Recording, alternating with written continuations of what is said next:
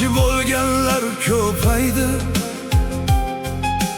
Baxtimizni ko'rib hasadga to'lganlar, yuzimizga kulib ortimizdan so'zlar. Qalbida da'vat, tilida shirin so'zlar. Fitna to'qib tunlar bedor qolishar, qoqilishimizni poylab yurishar.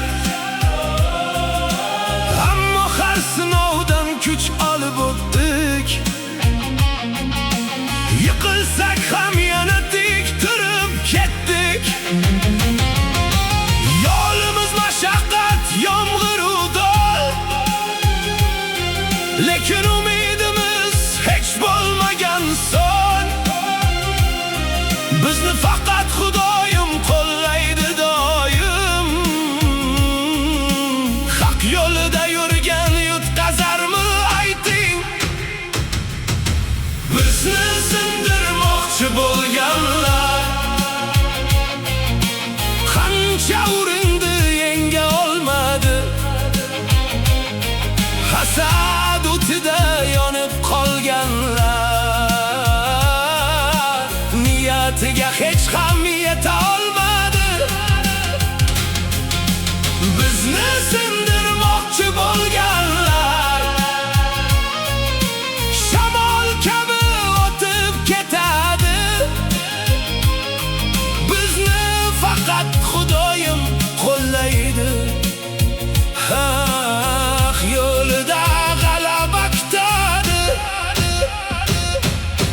Maqtab maqtab ko'ngilda muz saqlar, yaramizga sezdirmay tuz separ. Yaqinman deb ikki yuzin yashirar, vaqti kelib asl basharasini ochar. Aslondek bo'lishni orzu qilganlar, tulki kabi izimizdan yurganlar. Biz esa sukut bilan yo'lni bosdik, sabr ila eng baland cho'qqiga chiqdik. Kimning niyati pok bo'lsa yutadi, hasad esa egasini yondiradi. Bugun kulgan ertaga yig'lar bir kun, haq oldida baribir topadi jazo.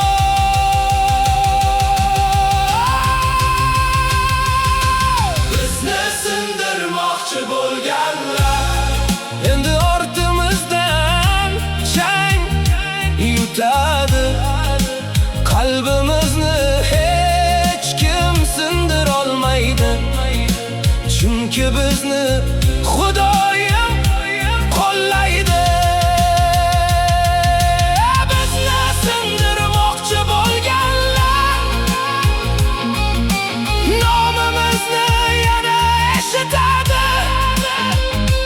Yiqilmaymiz, sinmaymiz hech qachon. Bizni faqat haqning o'zi asraydi. Hasad bilan yashagan, yutmagan hech kim.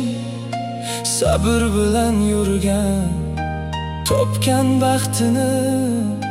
Bizning yo'limizni haqning nuri yorar. Bizni sindirmoqchi bo'lganlar